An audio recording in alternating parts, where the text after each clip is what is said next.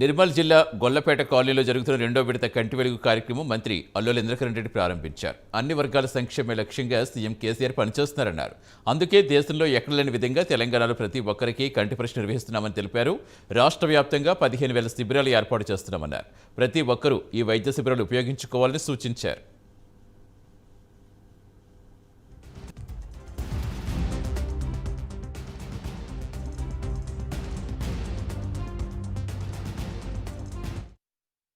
గ్రామంకు మొత్తం తెలంగాణ రాష్ట్రం అంతా కూడా ఒక 1500 బ్యాచ్లు పెట్టింది.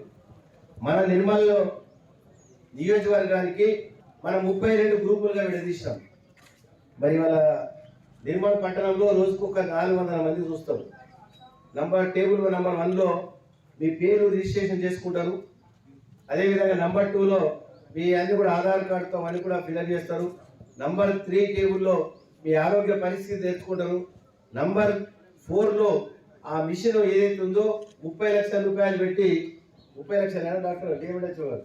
ప్రభుత్వం ప్రతి ఒక్కరి దగ్గర ఇటువంటి మిషన్ పెట్టి చూడాలి. మనం అక్షరాలు మనకు చదువు రాకుంటే గుర్తులనే మనం ఏర్పాటు చేసి చూపెట్టడం జరుగుతుంది.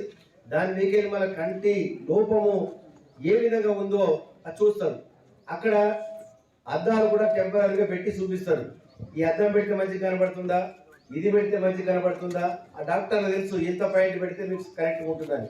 రెండవసారి ఇది పెట్టి అలా పెడితే వాళ్ళు పాపము గోడలు పెట్టుకొని నడిచే వాళ్ళు అద్దాలు పెట్టుకుంటే వాళ్ళకి ఆ ముసలమ్మ చెప్పింది, సార్ మీ పెట్టుకుంటే కొంచెం పడిపెట్టేట్టే ఉన్నట్టే నాకు తెలియదు. మరి ఆ డాక్టర్ చెప్పారు ఒక 5-6 రోజులు కొంచెం ప్రాక్టీస్ కావాలా.